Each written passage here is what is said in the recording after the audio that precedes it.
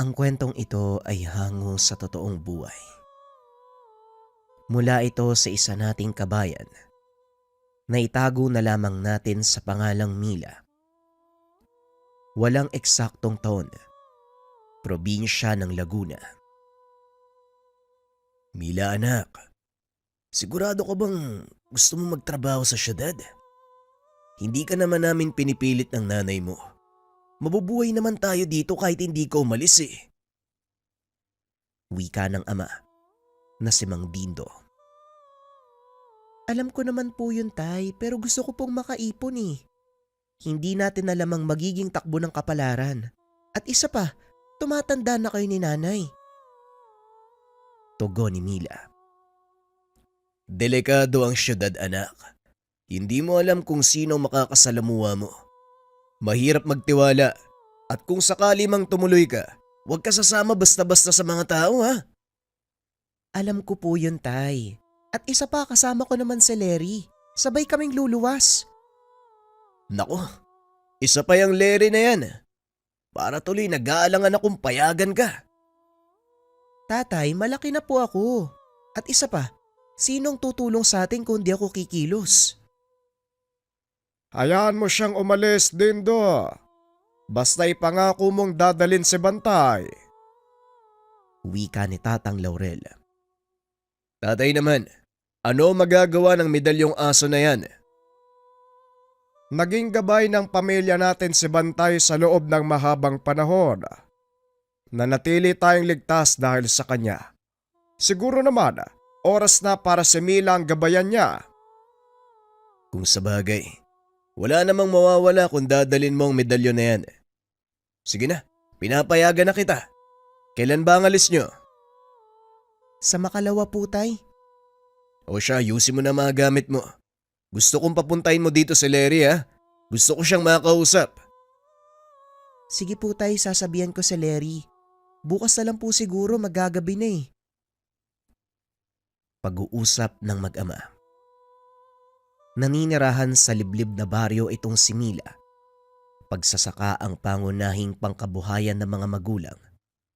Kahit papano, masasabing hindi salat ang pamumuhay ng mag-anak.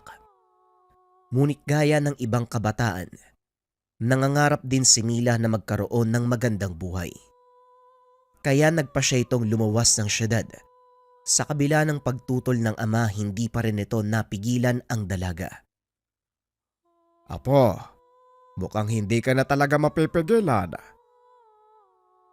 Nang mga sandaling iyon, nakaupo sa labas ng bahay ang dalaga habang nagpapahinga. Kinabukasan ay aalis na ito. Kaya kinuha ni Tatang Laurel ang pagkakataon upang kausapin ng masinsinan. Lolo, kailangan ko po kasing gawin eh. May pangarap ako para sa atin. Gusto ko po sana, bago man lang kayo mawala sa mundo, makatikim kayo ng kaunting karangyaan. Hindi ganon kadali ang pagyaman sa syudad. Hindi gaya ng inaasahan mo, Iha. Ngayon pa lang sasabihin ko na sa'yo, papasok ka sa bagong mundo. Makikisalamuha ka sa mga taong hindi mo kilala. Makikibagay sa mga individual na hindi mo alam ang pag-uugali. Isang bagay lang ang ihahabilin ko sa'yo. Lagi mo sanang tatandaan, mas masukal ang gubat sa syudad kung ikukumpara sa lugar natin. Huwag po kayo mag-alala, Lolo. Nagawa kong lumaki ng ganito dito sa atin. Siguro naman, kakayanin kong makiangkop sa syudad. Malaki naman ang tiwala ko sa'yo. Matapang kang babae. Mas lalaki ka pang kumilos kaysa sa mga pinsan mong binata. Kaya heto, wag na wag mong ilalayo sa katawan mo ang medalyong Bantay.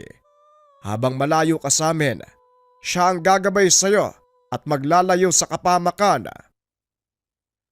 Inabot ni Mang Laurel kay Mila ang medalyon gawa sa itim na kahoy. Hugis ulo ng aso ang pigurang nakaukit dito. May dalawang pulang bato na kapag nasa dilim ay nagliliwanag. Bakit niyo po binibigay sa akin tong medalyon? Hindi ba ang sabi ni tatay pampaswerte niyo daw po to? Tama ka, Iha. At ngayon ipinapasa ko sa iyo ang gamit na ito. Hindi ko nakakailanganin ng swerte. Matanda na ako eh. At isa pa, mas magagamit mo ito. Isang bagay lang ang hihilingin ko sa iyo. Magtiwala ka. Ingatan mo ang gamit na ito. Opo lolo, wag po kayo mag-alala. Sa oras na bumalik ako dito sa atin, ibabalik ko po to sa inyo ng buong buo. Hindi mo na maaaring ibalik sa akin ang medalyon. Ipapasa mo ito sa magiging anak mo o magiging apo. Isa sa bawat henerasyon ang pwedeng magmay-ari ng medalyon na yan. Po? Bakit naman po lolo? Dahil isang Panginoon lang ang kikilalanin ng medalyong bantay. Naputol ang pag-uusap ng dalawa nang dumating ang pinsan ni Mila na si Larry. Mila, handa ka na ba? Halika na. Mamaya lang nasa bayan na yung bus na sasakyan natin paluwas ng Maynila. Oo Larry, inaantay lang kita. Paano po lolo, alis na kami ha. Mag-iingat kayo ni tatay dito, pakisabi na lang po sa kanya tumuloy na kami. Ako nang bahala sa tatay mo. Ayaw kasi makita ni Dindo na alis ang unika iha niya. Kaya ayon, mas piniling isubsob ang sarili sa gawaing bukid. Si tatay talaga. O siya, kayo na po ang bahalang magsabi sa kanya ha. Alis na po kami. Pag-uusap ng maglolo. Bago umalis ay niyakap ni Mila si Tatang Laurel. Hindi naman napansin ng dalaga. May sinuksok na kung ano ang matanda sa bulsa sa likod ng pantalon. Matapos ay tumuloy na ang dalawa, papunta sa paradahan ng bus sa bayan. Siguradong matutuwa ka sa syudad, Mila. Maraming trabahong papasukan dun. Pwede kang mga tulong o hindi kaya magtrabaho sa mga tindahan. Kung ayaw mo naman, pwede kitang ipasok sa kakilala ko. Gabi nga lang yung trabaho. Pero malaki ang kita ah. Libre ang tirahan, pati pagkain mo. Wika na Larry. Sigurado ka ba sa mga sinasabi mo? Anong klaseng trabaho yan? Mag-aabang ka lang ng mga papasok na bisita, tapos kakausapin mo lang sila. Yun lang yun. Bakit parang ang dali naman ata? O sige, tignan natin yung sinasabi mo ha. Siguraduhin mo lang na hindi illegal yan. Para ka namang walang tiwala sa akin eh. Ako nang bahala sa'yo. Kakilala ko nga ang papasukan mo. Yun ay kung gusto mo ha, pero kung ayaw mo naman, hindi kita pipilitin. Pag-uusap ng magpinsan habang nasa biyahe papuntang Maynila. Hindi na malaya ng dalawa ang oras. Maya-maya lang ay huminto na ang bus sa terminal. Mula doon, sumakay ng jeep ang dalawa papunta sa lugar na tinutuluyan ni Larry. Nanibago ng husto si Mila. Ang daming tao. Kakaiba ang estilo ng pananamit at pananalita ng mga ito. Mila, nandito na tayo. Ayos ka lang ba? Oo naman, medyo naninibago lang ako sa lugar. Saka napagod sa biyahe. Ako nga rin eh. O siya, umakyat muna tayo sa kwarto ko. Magpahinga ka. Bibili ako ng makakain natin. Hindi ka ba nagluluto ng pagkain mo dito? Hindi na Mila. Masyadong matrabaho kung magluluto pa ako eh. Kaya bumibili na lang ako ng lutong ulam sa kakanin sa baba. Wika ni Larry. Mukhang mahihirapan ako masanay sa ganitong uri ng pamumuhay ah. Pero ayos lang naman. Wika ni Mila. Ganyan din ang sinabi ko noon. Pero ito, sanay na ako. Sige na, dumito ka na muna. Maligo ka kung gusto mo at magpahinga. Sige Larry ah, ako nang bahala. Pagbaba ng pinsan, naganda ang dalaga para maligo. Habang nagbibihi siya, nakapa nito sa bulsa ng pantalon ang binigay na medalyon. Nakarating na po kami dito sa Maynila, Lolo. Medyo naninibago ang katawan ko. At saka parang gusto ko nang umuwi dyan. Pero kailangan ko magtrabaho eh, para sa mga pangarap natin. Hawak nito sa tali ang medalyon. Habang kinakausap, Naramdaman nito na tila may kung ano sa likod ng bulsa ng pantalon. Kinuha ito ng dalaga. Laking gulat nang maramdaman ang sakit. Nasugatan ng daliri mula sa papel na sinuksok ni Mang Laurel sa kanyang bulsa. Sino bang naglagay ng papel na to? At saka ano bang nakasulat dito? Pinagmasdang mabuti ni Mila ang papel. Nakita ang nakaguwit na simbolo at mga salitang nakasulat paikot. Patuloy sa pagdurugo ang sugat ng dalaga, kaya inilapag nito ang hawak na medalyon at papel sa mesa. Hindi na malaya ng dalaga na nasa gitna ng nakaukit na simbolo ang medalyon. Habang nililinis ang sugat, aksidenteng pumatak ang dugo nito sa papel. Biglang nagliyab. Sunod-sunod na umungol ang mga aso sa paligid. Maging ang mga kalapating nakadapo sa bubong ng kanilang tinutuluyan, nagliparan papalayo sa lugar. Dahil sa gulat, dali-daling kumuha ng tubig si Mila at binuhusan ng nasusunog na papel. Ngunit wala nang naisalba dahil sa naging abo na ito. Ano ba naman yan? Ganito ba talaga sa Maynila? Bigla-bigla na lang may nasusunog. Kung sa bagay sobrang init. Ay nako, makaligo na nga lang. Ilang minuto pa ay dumating na si Larry. Saktong palabas ng banyo si Mila. Laking gulat ng dalaga dahil may kasama itong lalaki. Naku, pasensya ka na Mila. Hindi ko alam na naliligo ka pala. Hoy Tonyo, lumabas ka nga muna. Magbibihis yung pinsan ko. Matapos magbihis ay tinawag na ni Larry papasok ang binata. Ipinakilala ito sa pinsan. Siya nga pala yung sinasabi ko sa yung kakilala ko, si Tonyo. Nadaanan ko dyan sa labas kaya pinapunta ko na lang para magkakilala kayo. Nakatitig lang si Mila kay Tonyo. Diskumpiyado ang dalaga sa itsura nito. Ah, ganun ba? Ako nga pala si Mila. Nabanggit sa akin ni Larry, may papasukan daw akong trabaho sa inyo. Gusto ko po sanang malaman kung anong klaseng trabaho. Nagkatinginan si Larry at Tonyo. Ngumiti ang binata at muling ibinaling ang atensyon kay Mila. Simpleng trabaho lang yung gagawin mo. Siguradong magugustuhan mo yun. Maraming parokyanong babalik sa atin kapag nakita ka nila. Wika ni Tonyo habang nakangiti ng nakakaloko. Hindi ito gaanong binigyan ng pansin ni Mila sa pag-aakalang normal lang ang ganong uri ng pananalita at reaksyon sa mga taga-syudad. Sige po, kailan ba ako pwedeng pumunta dun? Bukas ng gabi kung libre ka. Magpasama ka kay Larry Ako nang bahala pagdating mo dun. Matapos makipag-usap, inaya ni Tonyo si Larry sa labas. Ano Tonyo?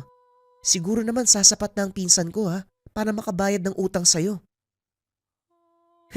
Tignan natin. Kung makikisama ang pinsan mo, doon ko palang masasabi kung bayad ka na. Ang usapan natin, dadalan lang kita ng bagong babae. Andiyan na yung pinsan ko, sariwang-sariwa. Wala pang nakakagalaw dyan, kaya siguradong pagkakaguluhan niya ng mga parokyano mo. Ang sabi ko, dalan mo ako ng babae. Pero hindi ko sinabing mababayaran ng pagkakautang mo. Kaya huwag ka nang masyadong magmataas. Papuntahin mo yan doon sa lugar ko bukas. Saka natin malalaman kung magkano na lang ang kailangan mong bunuin. Matapos ang pag-uusap, umalis na si Tonyo. Pumasok naman si Larry na parang walang nangyari. Anong pinag-usapan niyo ni Tonyo? Ayos lang ba sa kanya na magtrabaho ako doon? Tanong ni Mila. Oo naman, ayos lang. Sige na, kumain na tayo at magpahinga. Maaga pa ako bukas. Pagkatapos ng trabaho ko, saka tayo pupunta sa lugar ni Tonyo. 7:00 ng gabi pa naman sila magbubukas Matapos kumain, nag-usap sandali ang magpinsan at saka nagpahinga. Kinabukasan, maagang umalis si Larry para pumasok sa trabaho bilang kahera sa isang malaking tindahan. Naiwang mag-isa si Mila sa tinutuluyan Walang magawa ang dalaga kaya bumaba ito at naglakad-lakad. Walang tao sa labas dahil karamihan sa mga naninirahan sa lugar ay nagtatrabaho sa araw. Habang naglalakad ang dalaga, napansin nito ang maliit na itim na tuta, kumakain ng mga tirang pagkain sa basurahan. Uy, bakit naman yan yung kinakain mo? Kawawa naman to. Halika, may pagkain pa ako sa taas. Sumama ka nga sa akin. Kinuha nito ang tuta. Pagdating sa kwarto ay binigyan ng pagkain. Dito ka na lang sa akin. Hayaan mo, kakausapin ko si Larry na aampunin kita. Pagsapit ng hapon dumating ang pinsan at kinausap niya. Pumayag naman si Larry, kaya tuluyan ng inampo ng dalaga ang tuta. O siya, magbihis ka na. Pupunta tayo kay Tonyo. Wika na Larry. Sige, sandali lang ha. Iiwanan ko lang ng makakain si Ampon. Ampon? Ang daming ipapangalan. Yan pa talaga ang binigay mo sa alaga mo ha? Kasi nga, inampon ko naman talaga siya, di ba? Ayan, tapos na ako magpakain, halika na. Lumakad ang dalawa. Pagdating sa lugar ay nagulat si Mila. Napakaraming tao. Karamihan sa mga ito ay kalalakihan. Larry! Mila! Mabuti naman nandito na kayo. Tara, pasok kayo sa loob. Para mapakilala na kita sa amo ko. Sige na Mila, sumama ka na sa loob. Aantayin kita sa bahay ha. Alam mo naman kung paano umuwi, di ba? Wika na Larry. Sige. Ako nang bahalang umuwi. Tara na, kanina pa nag-aantay si boss. Hinawakan nito sa braso si Mila. Hinila papasok sa isang silid. Napakaingay sa lugar na yun. Punong-puno ng mga taong langu sa alak. Nagahalo ang amoy ng sigarilyo at sanyo ng mga kalalakihang amoy pawis. Idagdag mo pa ang sigawan at tawanan ng mga kababaiyang nakikiupo sa mga lalaking nag-iinuman. Saka palang napagtanto ng dalaga na nasa loob siya ng bahay aliwan. Sandali lang, anong ginagawa natin dito? Ayoko sa lugar na to, uuwi na ako. Wika ni Mila. Ngunit hindi ito pinapansin ni Tonyo. Nagpatuloy sila sa pag-akyat hanggang sa makarating sa isang silid. Walang ibang tao doon kung hindi isang lalaki na nasa edad 50. Mabuti naman nandito ka na, Tonyo. Ito ba yung sinasabi mong bagong babae? Oo naman boss. Sariwang-sariwa. Kakaluwas lang. Nakikinig lang si Mila sa usapan ng dalawa. Sinubukan nitong umalis. Kaso nga lang napigilan ni Tonyo. Walang iya ka. Pakawalan mo ako dito. Pasensya na pero hindi ko pwedeng gawin yon. Binayaran ko na ang pinsan mo at wala ka na magagawa. Ngayon kung gusto mong makalaya, ibalik mo ang perang binayad ng amo ko sa pinsan mo. Hindi makapaniwala ang dalaga sa ginawa ng pinsan. Paano ba yan, boss? Ikaw nang bahala sa kanya, ha? Sige na, iwan mo na siya. Ako nang bahala sa bago nating alaga. Nilapitan ng lalaki si Mila at hinawakan sa braso. Hindi makapalag ang dalaga dahil biglang nanghina ang katawan. Tila tinakasan ito ng lakas. Tinanggap na lang sa sarili ang magiging kapalaran. Matapos ang gabing iyon, umuwi si Mila. Nakita nito na wala si Larry sa tinitirhan. Napasigaw na lang ito dahil sa sobrang galit. Hindi matanggap na tinraidor ng sariling kadugo. Habang nakasalampak sa sahig, nakita nito ang tali ng medalyon na binigay ni Tatang Laurel. Lalong nanlumo ang dalaga nang makitang wala ang medalyong aso. Pati ba naman yun mawawala? Kinuha pa. Humanda kayong lahat. Magbabayad kayo sa pangbababoy nyo sa akin. Wika ng dalaga. sa pag-aakalang kinuha ng pinsan ang kanyang medalyon. Bagyang nawala ang kalungkutan at galit nang makita ang tutang inampon. Lumapit ito sa kanya at dinilaan ang kamay ng dalaga. Ikaw na lang at ako magkasama, kaya sana wag mo akong iiwan ha. Wala nang nagawa si Mila. Sinikap nitong makaipon upang mabayaran ang pagkakautang. Sa paglipas ng mga buwan, lumaki ang alagang aso. Nasanay na din si Mila sa bagong kapalaran. Natutong makiangkop ang dalaga sa magulong buhay. Pinili nitong tiisin ang hirap sa kanyang pinasukang trabaho para lamang makaipon, mairaos ang pang-araw-araw na pangangailangan. Ngunit isang masamang pangyayari ang naganap. Nang minsang umalis ang dalaga, hindi nito namalayang natunugan ni Tonyo ang kanyang plano. Nalaman na may naipon itong pera sa tinitirahan. Nang umuwi si Mila, nagkalat ang mga gamit nito. Nakitang nakaupo si Tonyo sa mesa. Alam mo, malakas ang pangamoy ko, Mila. Alam ko kung anong plano mo. Gusto mo kaming takasan, di ba? Anong sinasabi mo? Bakit ko naman gagawin yun? Hindi nga ako makaalis sa lugar na to eh. Wala akong pera. Wala din akong alam na ibang trabaho. Wala kang pera. Anong tawag mo dito? Kaninong pera to? Nanlaki ang mga mata ng dalaga. Hawak-hawak ni Tonyo ang perang pinaghirapan sa loob ng ilang buwan. Bitawan mo yan. Pinaghirapan ko yung perang yan eh. Anong balak mong gawin sa perang to? Tatakasan mo kami. Pasensya na, Mila. Pero hindi ko hahayaang mawala ng kahit isang bakang gatasan. At isa pa, hindi pa bayad ang perang kinuha ng pinsan mo sa akin. Hindi na nagsalita ang dalaga. Sagad na ang galit nito dahil sa mga nangyari sa buhay. Tumayo si Tonyo. Nilapitan si Mila. Lahat na kinuha niyo sa akin ah. Kahit yung kalayaan ko ah. Bakit hindi niyo ako hayaang mabuhay ng payapa? Bigla siyang sinakal ni Tonyo. Hindi ka pwedeng umalis dahil mawawalan ako ng pagkakakitaan. Alam mo ba kung gaano kalaking pera ang binayad ko sa pinsan mo?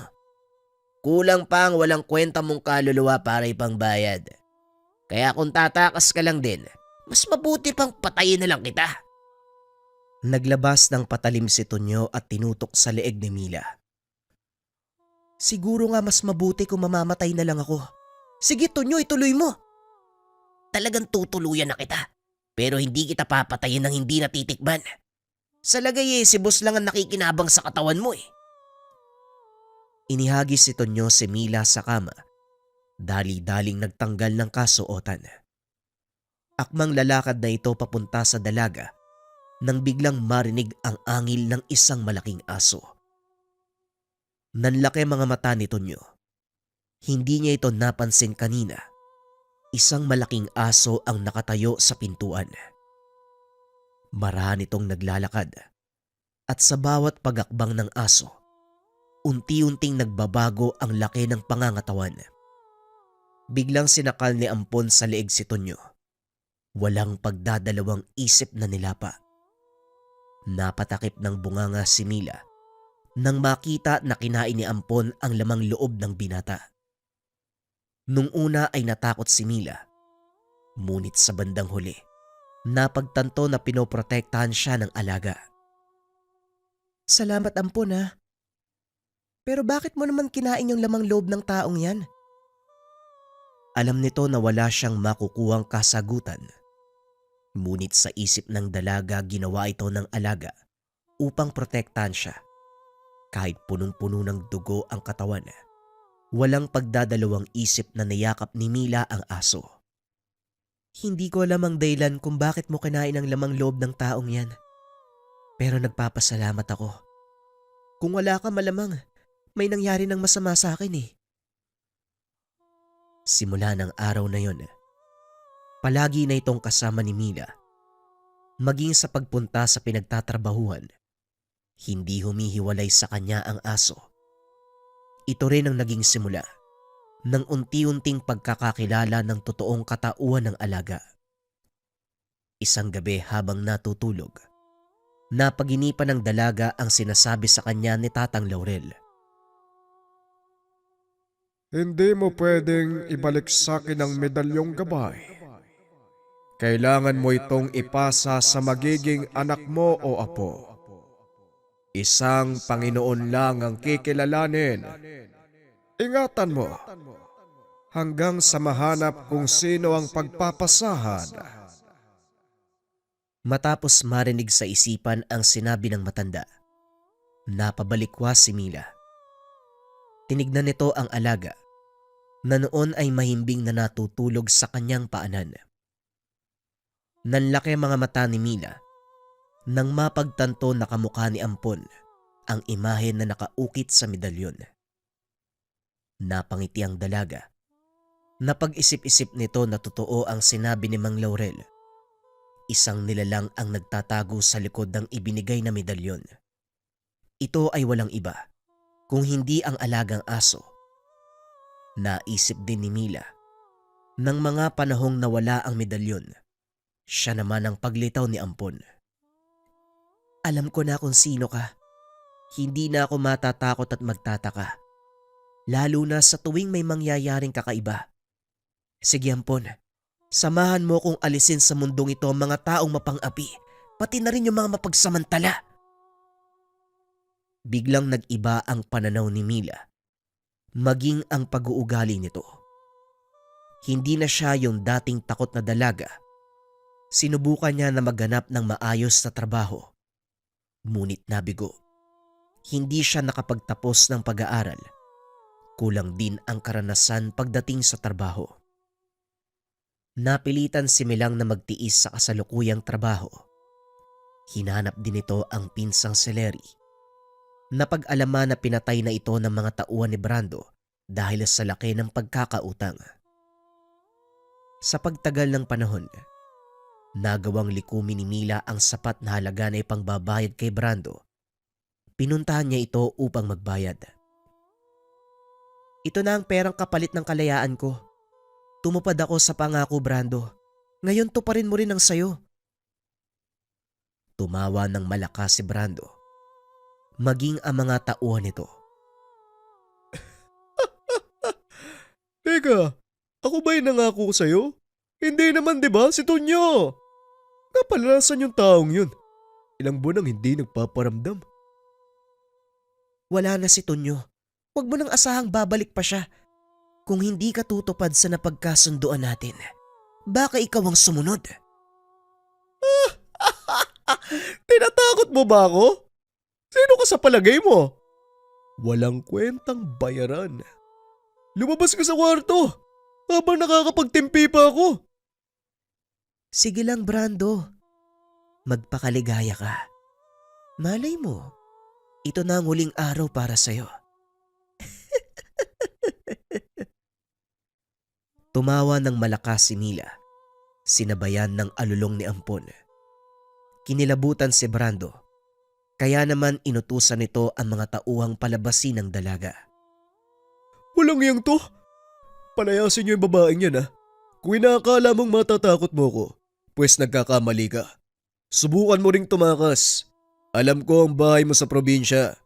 Kayang-kaya ko ipapatay ang mga magulang mo. Mamili ka. Buhay mo o buhay nila? Subukan mong galawin ang pamilya ko. Hindi mo magugustuhan ang mangyayari sa'yo. Tila nabalot ng nakakabinging katahimikan ng lugar nang sabihin nito ng dalaga. Maging ang mga taong naroon, ramdam ang galit sa boses ng dalaga. Nang makalabas si Mila, ipinag-utos ni Brando na manmanan ito. Itumba kung sakaling gagawa ng hindi ka nais-nais sa pag-aakalang hindi ito matutunugan ni Mila. Pauwi na galing sa trabaho ang dalaga, 2:00 ng madaling araw. Napansin nito na may 2 kataong nakasunod sa kanya. Wala pang tao sa eskinita ng mga oras na yun. Tanging siya lang at ang alagang asong naglalakad. Manaka-naka din ang ingay ng mga sasakyan, kaya rinig nito ang yapak ng mga paa na papalapit sa kanya. Mabilis na tumakbo si Mila upang makapagtago. Ngunit sa kasamaang palad, naabutan siya ng mga kalalakihan. Sa palagay mo sa kabubot ha? Ang mamahal na babae ni Brando. Pero mukhang nakatsamba kami ng kaibigan ko. Makakakain kami ng libre. Hawak-hawak ng isa sa mga kalalakihan ang dalawang kamay ni Mila, habang yung isa pilit nagtatanggal ng butones ng pantalon. Nagmamakaawa ang dalaga, ngunit tila walang naririnig ang mga kalalakihan, hanggang sa bigla na lang nagpakita si Ampon. Sinubukang itaboy ng isa sa mga lalaki ang aso, ngunit sa halip na umalis, dinamba nito ang lalaking nagtaboy sa kanya. Unti-unting lumaki ang katawan ni Ampon. Nilapa ang lalaki. Napasigaw ito, kaya kinagat ng aso sa liig upang manahimik. Nakita mo ba yung nangyari sa kasama mo? Mukhang yung alaga ko makakakain ng libre ngayon Wika ng dalaga habang pinanlalabanan ang pagkakahawak ng lalaki. Itinulak nito si Mila. Nakita itong nakatulala sa kanya. Nasa likod ng dalaga si Ampon, na noon ay patuloy na kinakain ang lamang loob ng isa pang lalaki. Demonyo ka! May alaga kang aswang! Dali-dali itong tumayo at sinubukang tumakbo. Ngunit naabutan ni Ampon at nilapa hanggang sa tuluyang mamatay. Matapos ay mabilis na umalis ang dalawa sa lugar. Medyo malapit na ang tinutuluyan ni Mila, kaya walang sino man ang nakakita sa nangyari. Kinabukasan napabalita na lang ang nangyaring patayan. Kumalat na rin sa buong syudad na may gumagalang aswang. Natakot ang ilan, ngunit para sa karamihan, pangkaraniwang tsismis lang ito. Hanggang sa nasundan pa. Sa pagkakataong iyon, isa sa mga tauhan ni Brando ang pinatay ni Mila at Ampon.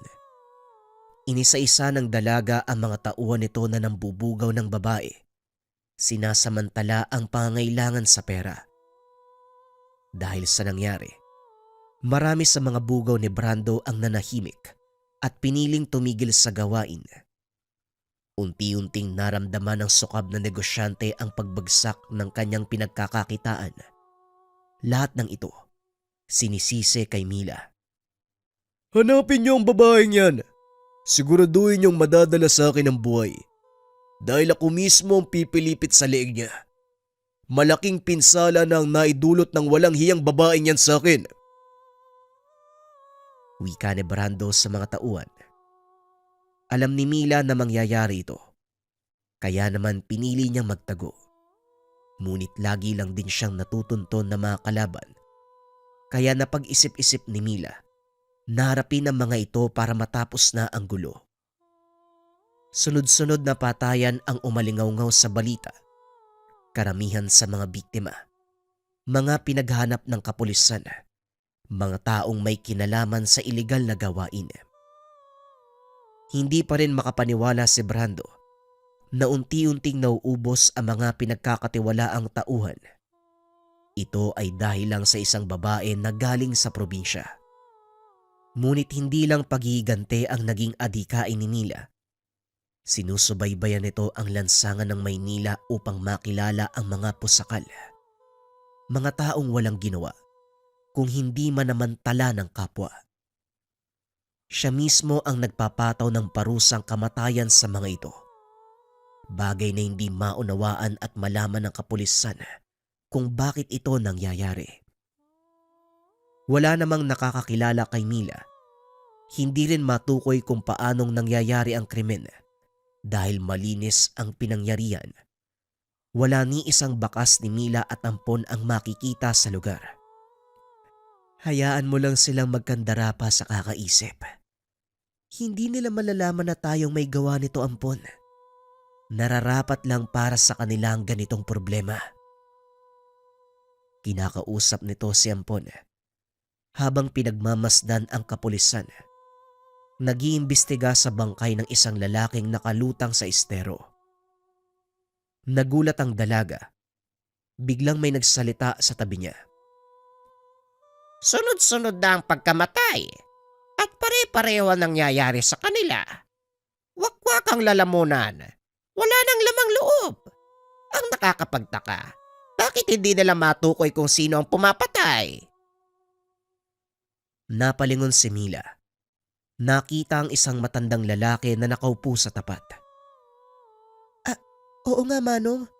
Parang nakakatakot na nga lumabas paggabi. Oo, para sa mga gaya mong babae, hindi na dapat kayo nagpapagala-gala sa daan ng 10 oras ng gabi. Ang ganda ng aso mo Maaari ko bang malaman ang pangalan niya? Ampon po ang pangalan ng alaga ko. Kayo po, anong ginagawa niyo dito? Wala naman. Napadaan lang. Palagi kasi ako nagkakape sa lugar na to. Natsyempohan kong may mga pulis. Nakisyoso. O siya, hindi na ako magtatagal. Kailangan kong maubos ang mga basahan ko. Nagtataka si Mila. May kung anong nararamdaman sa matanda. Hindi rin inaalis ni Ampon ang tingin dito. Ampon, alam ko merong kakaiba sa matandang yun eh. Nararamdaman mo din ba? Ibinaling ng aso ang tingin sa dalaga na parang nauunawaan ang sinabi nito. Mag-iingat tayo sa taong yan. Mukhang may kung ano sa kanya eh. Hindi ko maintindihan. Umalis na ang dalawa sa lugar. Nakita nitong nanatili ang matanda sa paradahan ng jeep na malapit sa kanilang kinauupuan. Patuloy na nakatitig sa kanila. Pagsapit ng gabi, habang nag-iikot sa lansangan, muli nitong nakita ang matanda. Sa pagkakataong iyon ay nagbebenta naman ito ng balot. Balot! Pinoy! Uy!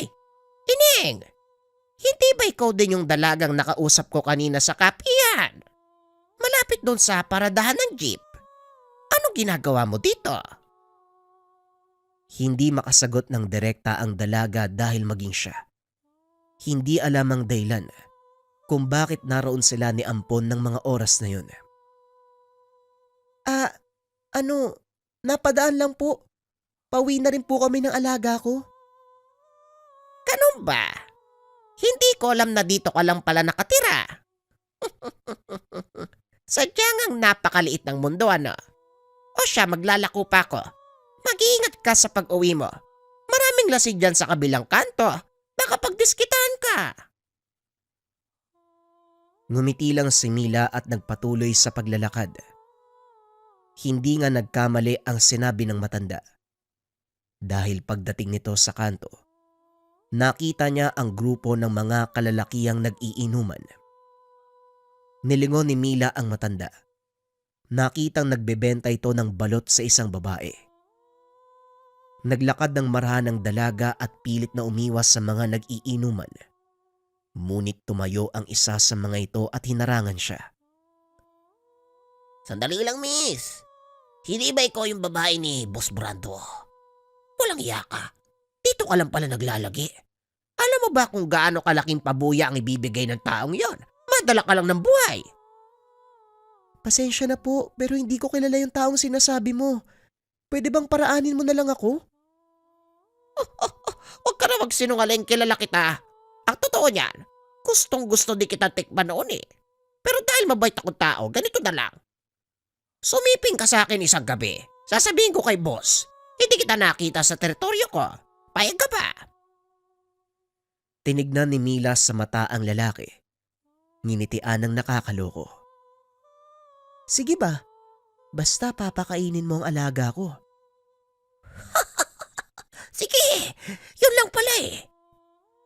Matapos ang pag-uusap, naglakad ang mga ito papunta sa madilim na bahagi ng eskinita. Sandali lang, bakit hindi tayo uwi sa bahay niyo? May mga taong dumadaan dito. Baka makita tayo. Wala nang dumadaan sa parting to. Isa pa nandun yung asawa ko eh. Gusto mo bang katayin niya ako? Bilisan mo na, nang matapos na tayo. Ngumiti ang dalaga. Hinayaan ng lalaki na gawin ang gusto niya. Ngunit bago matuloy, inawat ito ng dalaga. Teka, sandali lang. Akala ko ba papakainin mo yung alaga ko? Mamaya na, pagkatapos natin. Bibigyan na lang kita ng pera pambili ng pagkain niya. Dali na. Naku, hindi ko makain ng lutong ulam ang alaga ko. Pasensya ka na ha. Sariwang karne yung kakainin niya eh. Nagulat ang lalaki sa sinabi ng dalaga. Kaya naman napahinto ito sa ginagawa at tinignan ng aso, na noon ay nakatayo sa likod nila at nanlilisik ang mga mata. Nakakatakot naman niya alaga mo. Baka pwedeng paalisin mo muna. Gutom na kasi siya eh. Kanina pa gustong kumain. Biglang yumuko ang dalaga. Laking gulat ng lalaki dahil bigla siyang sinakal ni Ampon sa muka.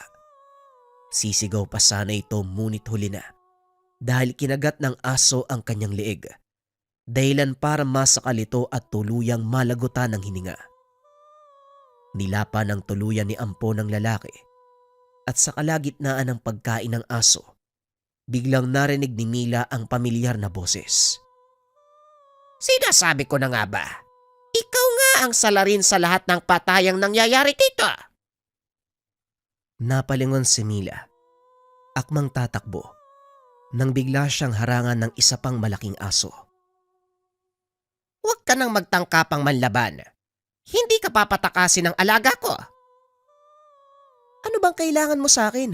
Papatayin mo ba ako? Depende sa magiging sagot mo. May ilang katanungan lang ako. At kapag nagustuhan ng alaga ko mga sagot mo, hahayaan kitang mabuhay. Ginagawa ko lang to para magigante sa mga taong nanggipit sa akin. Hindi pa ako nagsisimulang magtanong. Gusto kong malaman, saan mo nakuha ang alaga mong aso? Hindi ako sigurado pero sa palagay ko, galing yan sa medalyon na binigay ni Lolo Laurel. Medalyon? May kasama bang maliit na papel na may nakasulat na simbolo at mga salitang nakapaikot? Paano mo nalaman? Biglang naalala ni Mila ang nangyari bago magpakita si Ampon. Dahil hindi tayo nagkakaiba. Kaya mo, isa kong piniling tagapangalaga. Ang sabi mo, Iha, Laurel ang pangalan ng taong nagbigay sa'yo. Tama po kayo. Ang sabi sa akin ni Lolo, pampaswerte ang medalyon kaya dinala ko. Sadyang napakaliit ng mundo ano. Kaibigan ko si Laurel. Ang pangalan ko ay Ernesto. Kumalma ka dahil hindi ako kaway. Gusto ko lang masigurong hindi ako nagkakamali ng akala. Halika, sumunod ka sa aking bahay. Doon tayo mag-usap. Nung una ay nagdadalawang isip si Mila na sumama sa matanda. Ngunit nang makita nitong nagkasundo ang dalawang aso, napanatag ang kalooban nito. Ilang sandali pa narating ng dalawa ang tahanan ni Mang Ernesto. Isa itong maliit na bubong na yari sa pinagtagpi-tagping kahoy at yero. Nasa gitna ng malawak na bakanteng lote na pinagtatapunan ng basura. Pagpasok ng dalaga nagulat ito dahil tumambad sa kanya si Larry. Maging ang pinsan ay nagulat at dali-daling tumayo. Larry, ang buong akala ko patay ka na. Anong nangyari sa'yo? Paano ka napunta dito? Tanong ni Mila. Bago ko sagutin ang tanong, gusto ko sanang humingi ng tawad sa lahat ng nagawa ko. Patawarin mo ako, Mila. Pinagsisisihan ko yung ginawa ko sa'yo eh. Nabulagan ako sa pera at sa tindi ng pangangailangan. Malaki ang utang ko kay Brando kaya nagawa ko yun. Pero hindi ko akalain na hindi niya tutuparin yung pinag-usapan namin. Pagpapaliwanag ni Larry. Alam mo bang nasira yung buhay ko dahil sa ginawa mo? Kaya nga ako nagpagala-gala sa lansangan eh. Pero dahil kadugo kita, pinatawad ko na ang lahat ng ginawa mo. Nagpapasalamat pa nga ako dahil buhay ka eh. Tugon ni Mila. Niyakap ng dalaga ang pinsan. Nagpasalamat sa Diyos dahil buhay pa si Larry. Mabuti at nagkakilala kayo ng Mang Ernesto at nadala ka niya dito. Wika na Larry. Nagpapasalamat nga din ako eh, dahil nakilala ko siya. Pero hindi ko akalain na magkaibigan pala sila ni Lolo Laurel. Hindi ko sinabi sa pinsan mo ang tungkol sa bagay na yan. Hindi ko rin naman alam na magpinsan pala kayo. Nakakagulat talaga ang lahat ng pangyayari. Sadyang napakaliit ng mundo. Nagpatuloy sa pag-uusap ang mga ito.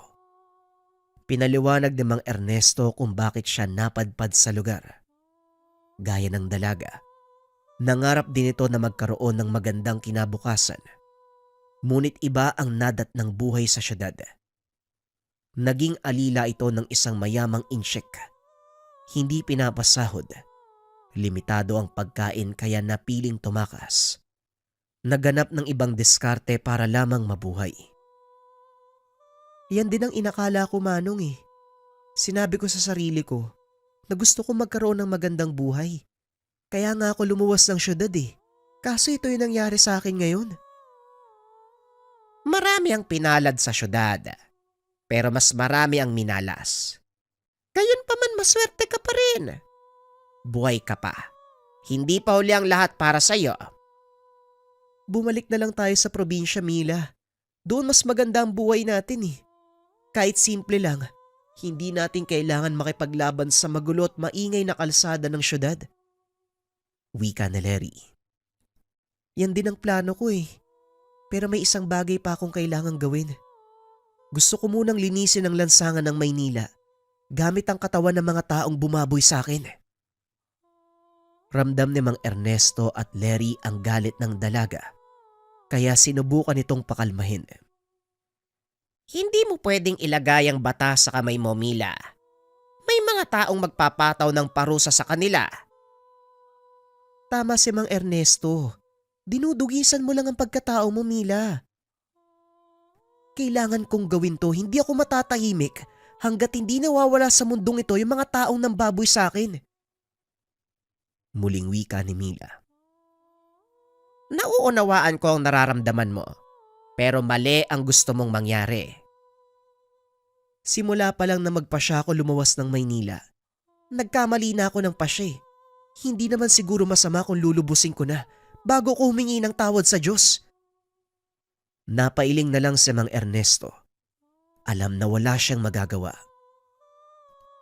Alam kong kahit anong gawin namin, hindi ka na mapipigilan sa gusto mong mangyari. Mag-iingat ka.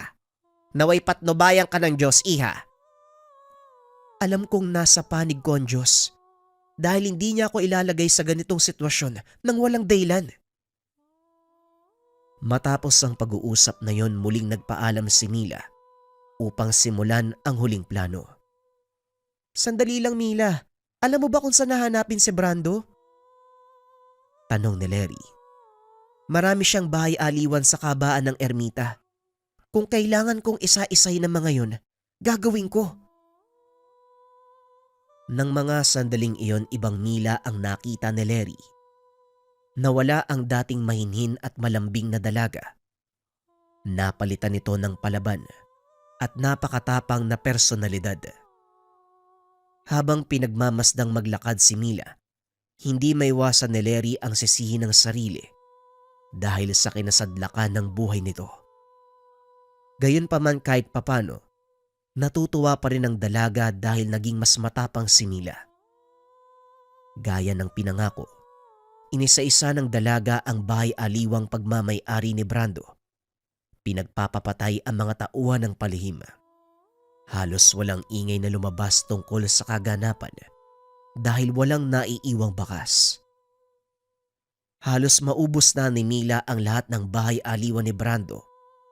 Maging ang mga tapat nitong tauhan, hindi pa rin nagpapakita ni anino ng sukab na negosyante. Lumipas ang isang buwan. Bigo si Mila na hanapin si Brando Kaya naman pinahiyuan ito ni Mang Ernesto na huminto. Mila, sa tingin ko, lumabas na ng bansa ang Brandong yon. Matagal mo na siyang hinahanap at siguro natunugan ng taong yon na ikaw ang pumapatay sa kanyang mga tauhan, pati na rin kasyosyo sa negosyo. Mas makakabuti siguro na umuwi na lang kayo ng probinsya nang magkaroon ng kapayapaan ng isipan mo.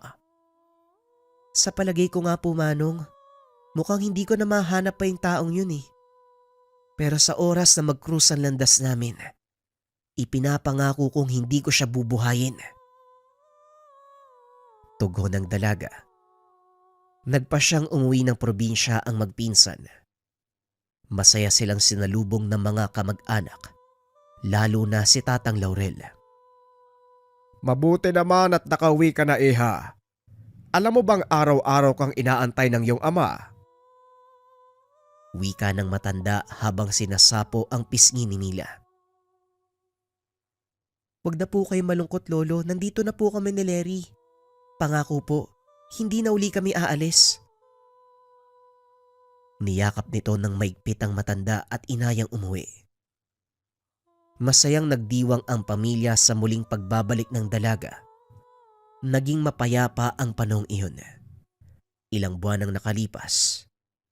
Nabalitaan ng dalaga na namatay si Larry. Sa pagkakataong iyon ay totoo na.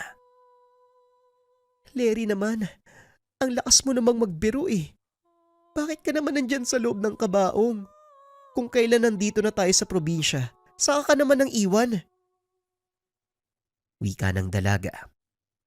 Habang hinihimas ang kristal na ataol ni Larry. Nakatayo si Ampon sa kanyang tabi. Umangil ang alaga. Bigla itong tumakbo kaya sinundan ni Mila ang aso. Hanggang sa makarating sa bakuran ng kanilang tahanan. Mabuti naman at natunto ng alaga ko ang amoy ni Ampon. Ang buong akala ko maliligaw na ako eh. Wika ng matanda. Nabalitaan nito ang nangyari kay Larry, kaya napilitan na pumunta sa probinsya. Sino bang nag-iingay dyan sa labas alam na... Ernesto, ikaw ba yan? Nagulat si Mang Laurel nang makita si Tatang Ernesto. Matagal na hindi nagkita ang magkaibigan, simula nang magkaiwalay sila. Ako nga, Laurel. Hindi ka pa rin nagbabago. Napaka-stricto mo pa rin. Ikaw rin. Maingay pa rin ang malaki mong bunganga. Nagtawanan ang dalawang matanda. Masayang nag-usap. Napag-alaman ni Mang Ernesto na may isang lalaking dumating. Binaril sa ulo si Larry habang nagtitipa ito ng palay. Nakilala po ba nilang may gawa? Walang nakakilala, Apo. Pero ang sabi ng mga tao, rebelde daw ang may gawa nun. Sa pagkakaalam ko, matagal nang walang rebelde sa lugar natin. Paano nangyari yun? Hindi rin natin masasabi, Iha. Maaaring nagtatago lang sila at nag-aantay ng tamang pagkakataon. Masyado kang nagpapaniwala. Kung rebelde nga ang may gawa nun, ano ang dahilan nila? Napaisip si Tatang Laurel. Wala namang kinuha ang mga bumaril kay Larry. Siya ang pakay nito. Nagkaroon ng ideya si Mila. Ngunit hindi ito masabi sa mga naroon. Dahil alam niyang malalaman ng mga kaanak ang totoong nangyari sa kanila sa syudad. Lingid sa kalaman nito. Naikwento na ni Mang Ernesto ang lahat kay Tatang Laurel. Matapos mag-usap, nagpaalam si Mila na lalabas ng bahay upang magpahangin. Sinundan nito ni Mang Ernesto. Ang totoong pakay ko ay si Brando. Hindi ko sinabi kanina dahil ayoko malaman nila na nandito ang taong hinahanap mo. Alam na ng Lolo Laurel mo ang totoo, kaya huwag ka nang magsinungaling sa kanya. Kung sakali mang tanungin ka ng matandang yon. Kung ganun, nandito pala si Brando at siya din ang may gawa nito. Tama, Camila. Siya nga ang pumatay kay Larry. Kung ganun, humanda siya. Dahil hindi ako titigil hanggat hindi ko siya napapatay. Ginawa niyang personal ang alitan namin. Maging ang mga kamag-anak ko, balak niyang galawin. Habang nag-uusap ang dalawa, biglang dumating si Tatang Laurel. Sa tingin mo, Apo, magagawa mo bang bigyan ng katarungan ng kamatayan ng pinsan mo? Opo, Lolo. Sa tulong ni Ampon. May pangalan na pala ang gabay mo. Magaling, Mila, kung ganon. Ipagkakatiwala ko sa iyo ang tungkol sa bagay na ito. Ernesto, maaari bang subaybayan mo ang aking apo? Ako nang bahala sa kanya. Sige na. Pumasok ka na sa loob, Laurel. Alis na kami ni Mila. Nang masigurado ni Tatang Laurel ang kaligtasan ng apo sa kamay ng kaibigan, pumasok ito ng tahanan. Tumuloy naman sa paglalakad ang dalawa. Gamit ang kakayahan ng kanilang mga alaga, nagawa nilang matunton ang kinaroroonan ni Brando. Masayang nakikipag-inuman sa mga kasama, walang malay sa mangyayari. Manong, pwede bang ibalato mo sa akin ang taong yan? Kung yan ang gusto mo, walang problema. Ako nang bahala sa mga tauhan. Sinugod ng alaga ni Mang Ernesto ang mga ito para mabulabog. Lumabas ng tahanan si Brando. Dali-daling tumakbo si Mila palapit nang makita nitong tatakas na ang kalaban. Ampon, bilisan mo! Huwag mo hayaang makatakas! Dali-daling tumakbo si Ampon at dinamba sa likuran si Brando. Dahilan para magpagulong-gulong ito sa putikan. Dinaganan nito ng aso at sa mismong harapan, unti-unting nagpalit ng anyo ang gabay ni Mila. Halimaw! Ilayo niyo sa akin yung halimaw na yan, pakiusap. Tulungan mo ko, Mila. Ilayo mo sa akin yung halimaw na yan. Sabihan mo lang ako kung anong gusto mo. Ibibigay ko. Pera ba? Marami ako nun. Gusto mo, kunin mo na eh. Sa'yo na ang lahat ng pera ko. Huwag mo lang kawayang patay ng halimaw na yan. Nang kinuha mo sa akin ang pagkatao ko, nagmakaawa din ako sa iyo eh. Pero hindi ka nakinig. Sarap na sarap ka sa ginawa mo. Parang musika pa ang iyak ko sa tenga mo. Kinagat ni Ampon ang kaliwang balikat ni Brando at napasigaw ito. Tama na, Mila. Parang awa mo na. Ang sarap pakinggan ng pagmamakaawa ng isang tao, hindi ba? Ngayon nararamdaman mo na ang naramdaman ko nang babuyin niyo ang katawan ko. Hinila ni Ampon ang laman na kagat, dahilan para mapasigaw muli si Brando.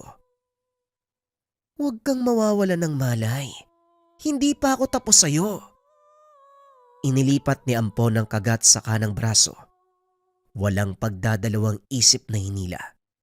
Dahilan para matanggal ang kamay ni Brando. Umalingaw-ngaw sa loob ng kagubatan ang malakas na atungal at pagmamakaawa habang dahan-dahang pinipiraso ang katawan ni Brando. Namnamin mo ang sakit at sarap ng ginawa niyo sa akin nung pirapirasoin niyo ang kasuotan ko. Ngayon mararamdaman mo ang hapdi ng bawat laman na napupunit. Yan din ang naramdaman ko, Brando. Masarap ba? Hindi na makapagsalita si Brando dahil sa sobrang panghihina. Nakalabas na ang lamang loob nito habang nakadagan sa kanya si Ampon. Maya-maya lumapit ang alaga ni Mang Ernesto. Tinulungan si Ampon sa ginagawa. Kinagat nito ang kabilang bahagi ng katawan ni Brando, nakipaghilahan kay Ampon. Kinain ng dalawang asong aswang ang katawan ni Brando hanggang sa wala nang natira kung hindi buto. Nakamit mo ng hustisya, Mila. Siguro naman makukontento ka na. Opo, Mang Ernesto. Magaan sa pakiramdam eh. Nakitang mamatay ang taong sumira sa buhay ko. Sa wakas mabubuhay na ako ng payapa. Lahat naman tayo yan ang gustong gawin. O siya, babalik na tayo sa bahay. Nag-aalala ang Tatang Laurel mo. Pagdating sa tahanan, ibinalita kay Tatang Laurel na nagtagumpay sila. Walang sino man sa mga kamag-anak ang nakaalam ng nangyari, maliban kay Tatang Laurel. Ilang araw ang lumipas. Inilibing si Lery. Pagkatapos ng libing ay nagpaalam na si Mang Ernesto na babalik na sa syudad. Kailangan ko nang bumalik, Mila. May mga bagay akong kailangan tapusin. Hindi kagaya mo. Tapos na ang misyon mo. Makakapagbagong buhay ka na. Alam kong sinabi niyo sa akin ang bagay na to nung nakaraan. Pero hindi naman puli ang lahat, diba? Para sa pagbabagong buhay, Manong, dumito na lang kayo. Palang araw, Mila. Sa oras na matapos ang lahat ng kailangan kong gawin. Inihatid ng dalaga ang matanda sa istasyon ng bus. Matapos ay umuwi na ito. Isang taon nang lumipas, nagulat si Mila nang makita ang alaga ni Mang Ernesto sa kanilang bakuran. Bakit ka nandito? Nasaan si Mang Ernesto? Hinawakan niya ang aso. Napansin na may nakaipit na sulat sa tali nito. Binasa ng dalaga ang nilalaman. Nagulat ito dahil ang sulat ay namamaalam na si Mang Ernesto. Inihabilin sa kanya ang pangalaga ng aso. Hindi naman ito binigo ng dalaga. Sa paglipas ng panahon, patuloy na pinagpasapasahan ng kanilang angkan ang 2 medalyon. Hanggang sa tuluyan na itong nawala. Walang totoong nakaalam sa nangyari. Maaaring isinama ito sa hukay ng isa sa mga kamag-anak nila. Bagaman wala na ang medalyon, patuloy pa ring nabubuhay ang kasaysayan ni Mila sa kanyang mga kaanak. Maging ang kwento kung paanong napunta sa kanya ang 2 medalyong bantay, ang 2 aso na aswang.